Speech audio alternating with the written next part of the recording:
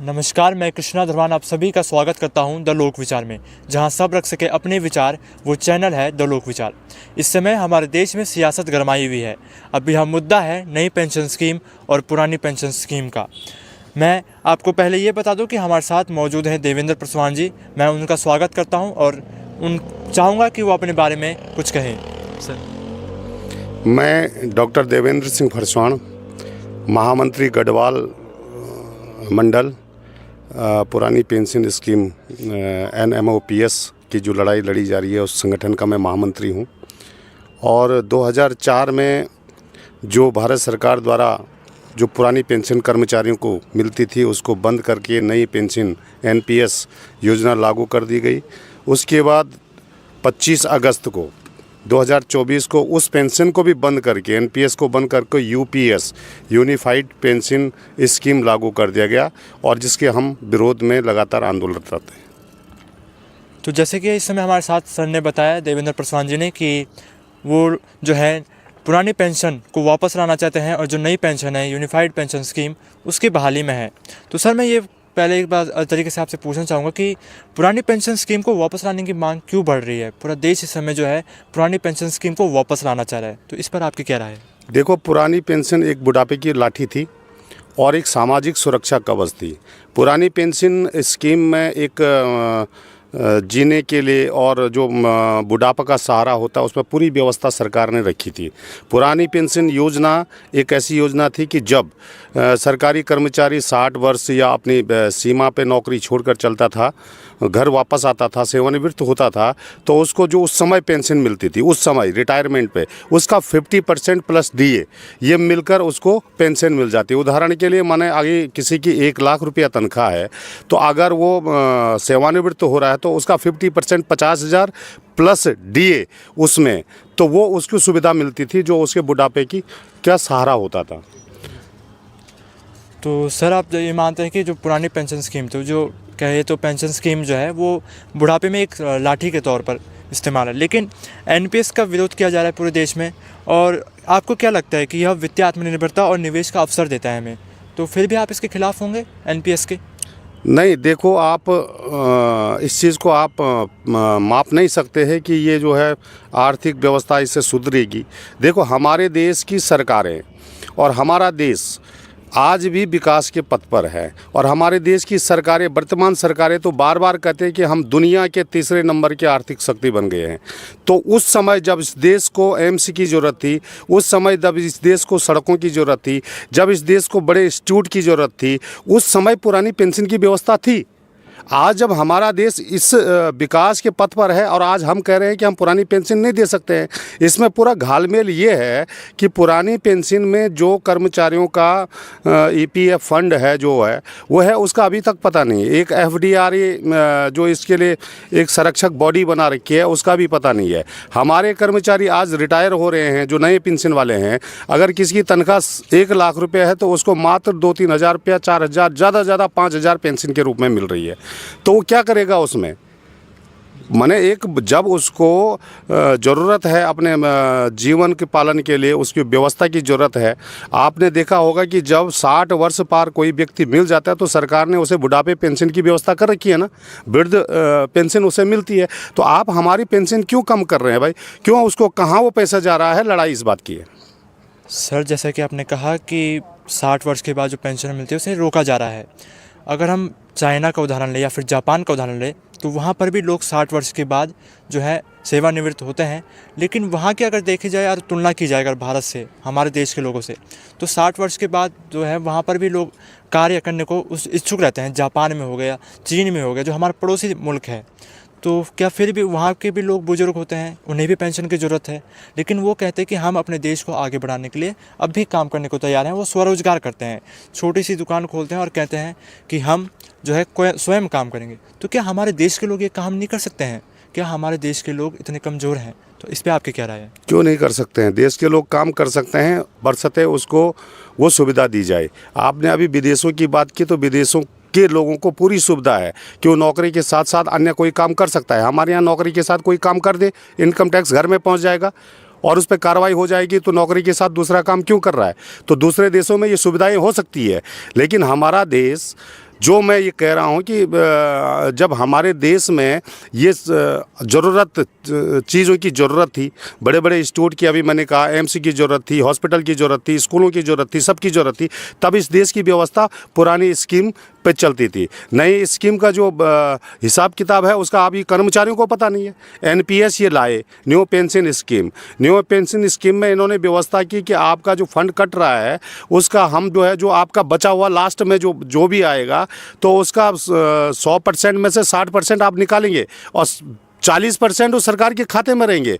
तो 40% जब सरकार के खाते में रहेंगे तो उसकी पेंशन क्या बनेगी, आप समझ लो। अब ये 24 अगस्त 24 अगस्त को ये नई पेंशन यूनिफाइड पेंशन स्कीम लाए, वो उससे भी बदतर ख़राब है। वो इसलिए ख़राब है, एनपीएस की व्यवस्था में जो न्यू पेंशन स्कीम थी उसमें ये है कि वो 20 साल के बाद स्वेच्छा जो हमारा बीआरएस होता है वो घर जा सकता है, उसका हिसाब। इसमें तो आप यदि 25 साल तक आपको नौकरी कर, हो सकता है कोई पहले चले जाए, सेवा आदि सेवा करके चले जाता है, कोई तो उसका हिस्सा मिलता था। अब आपको 25 साल करना ही पड़ेगा और 25 साल में आप अगर बीआरएस भी जा रहे हैं तो आपको जब तक 60 साल पूरा ना हो तब तक आपको कोई हिसाब नहीं मिलेगा।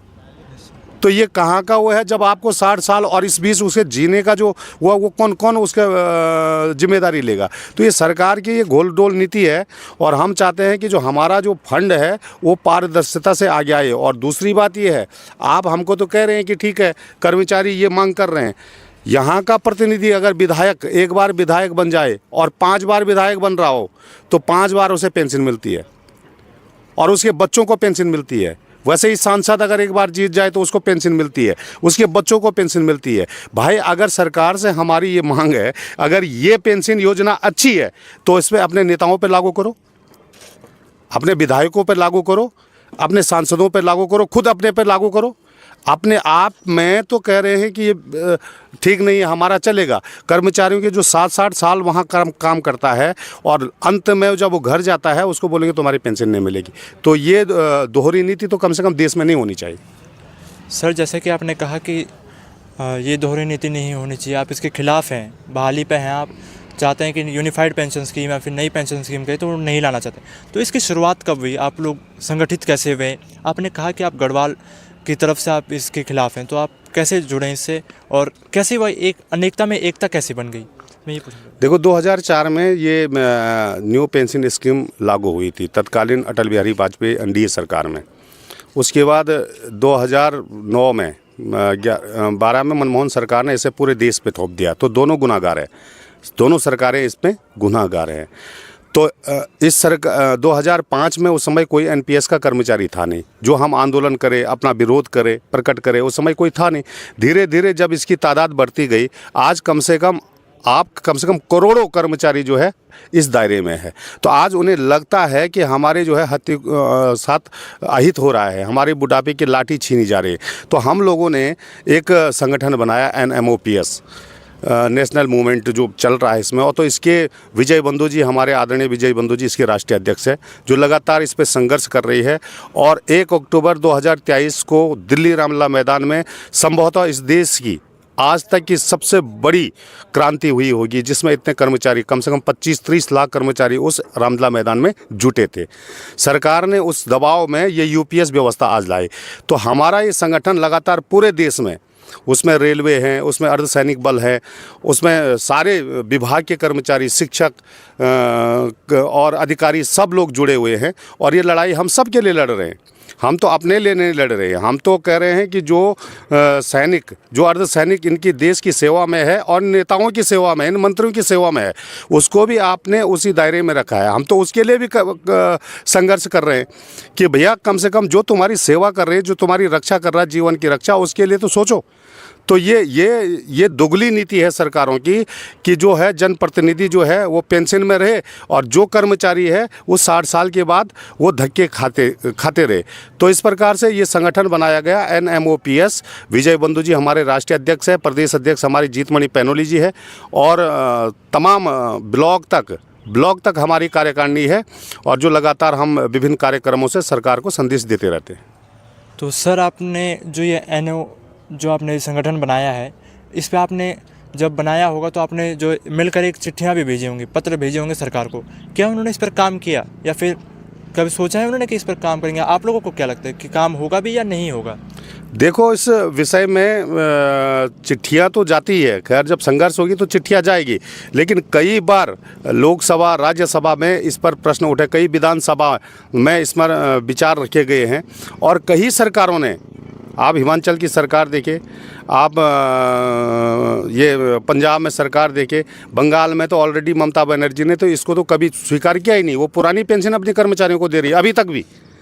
तो कई सरकारें कर्नाटक में है, जहाँ जहाँ ये भाजपा की सरकार से इतर जो सरकारें हैं वहाँ वहाँ उन सरकारों ने ये व्यवस्था लागू कर दी है। तो हमारा ये है कि भारत सरकार, क्योंकि भारत सरकार ऐसे हमारा देश फेडरल सिस्टम पे चलता है, जब तक केंद्र सरकार इसमें कोई निर्णय नहीं लिए तब तक ये चलता रहेगा। क्योंकि अभी हिमाचल में कांग्रेस की सरकार है, वहाँ पुरानी पेंशन है, हो सकता है कि सरकार बदल गई फिर वो वही व्यवस्था पे आ गई। तो हमारे सीधा भारत सरकार से है कि इस पर कानून बनाए और इस पर पूरे देश पे लागू कर दे कि अब ये व्यवस्था ख़त्म करके पुरानी पेंशन जो मिलती थी, जो उनका सम्मान था, जो उनकी सुरक्षा कवच थी, कर्मचारियों को वो दिया जाए। इस पर हम लड़ रहे।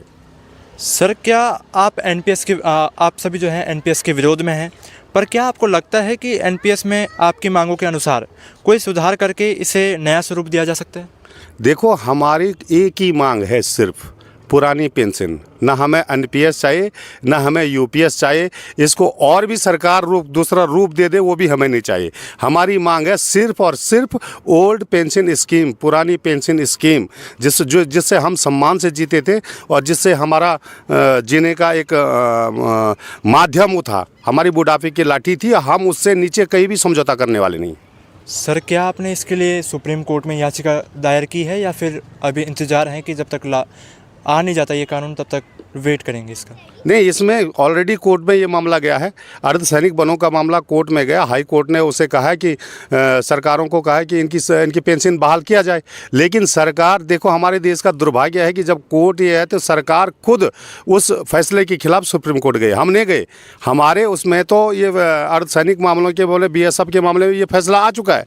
ये फैसला माननीय हाई कोर्ट इलाहाबाद ने ये फैसला दे चुके हैं। ये फैसला फिर जो है ये जो सरकार एक मिली भक्त के साथ है, उस फैसले के खिलाफ सुप्रीम कोर्ट गई है। आशा है कि हमें उसमें निर्णय उन्हीं के पक्ष में आएगा। क्या एनपीएस की आलोचना केवल गारंटी पेंशन की गैर मौजूदगी है या ये लंबी अवधि में भी लाभकारी साबित नहीं होगा? आपकी क्या राय है? देखो, जो हमारी पेंशन स्कीम है उसे कितने लोग पढ़ते थे, आप ये बताओ। मैं उदाहरण देता हूँ कि अगर किसी कर्मचारी की जेब में पैसा हो, अगर किसी कर्मचारी के पास धन हो, तो वो बाज़ार में जाएगा, कुछ खरीदारी करेगा, या नहीं बुढ़ापे में अगर नहीं जा सकता तो किसी युवा के माध्यम से कुछ अपने के लिए कुछ सामान खरीदेगा। तो ये लाभी का विषय हो सकता है, इससे कोई नुकसान मैं समझता हूँ कि किसी को नहीं है। अगर पुरानी पेंशन मिलती तो उसे सब वर्ग को लाभ मिलता है, क्योंकि वो खर्च करेगा।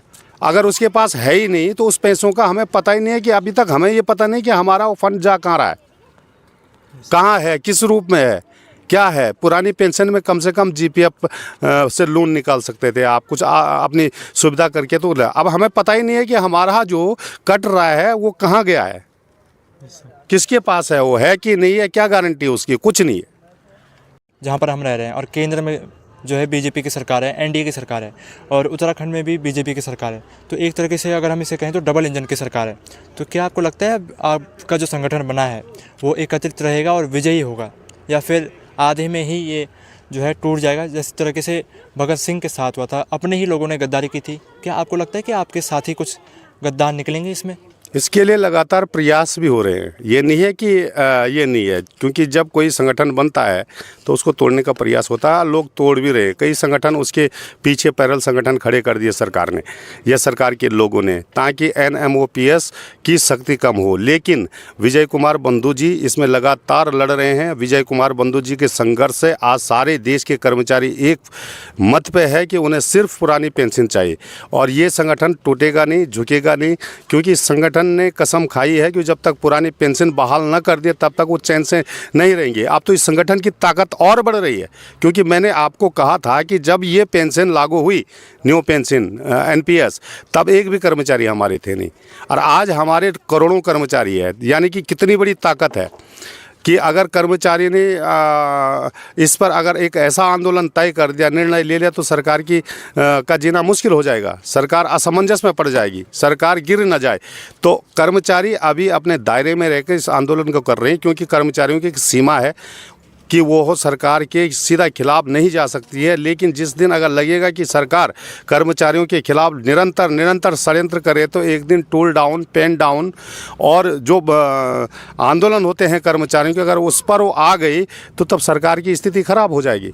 तो सरकार इसलिए अभी अपनी संयमता से अपने मांगों को, सरकार जो है अपनी सीमा में रहकर, हम आए बगाए आंदोलन करते हैं, छुट्टियों को देकर हम आंदोलन करते हैं कि छुट्टियां कब है तब हम एकत्रित हो, है ना। तो ये हमारी एक मजबूरी भी समझे, लेकिन अगर सरकार चाहती है कि ये मजबूरी है इनकी, तो इस मजबूरी रहे तो, लेकिन आगे और भी कुछ हो सकता है। तो जैसा कि आपने देखा, हमारे साथ पासवान जी मौजूद थे। उन्होंने कहा कि पुरानी पेंशन को ही वापस लाया जाएगा, हमारा संगठन कभी टूटेगा नहीं, और सुप्रीम कोर्ट और हाई कोर्ट तक इनकी बात गई है, सरकार तक भी इन्होंने अपनी बातें रखी हैं। लेकिन देखते हैं कब तक जो है नई पेंशन स्कीम ख़त्म की जाती है और पुरानी पेंशन स्कीम को क्या वापस लाया जाता है या नहीं लाया जाता है।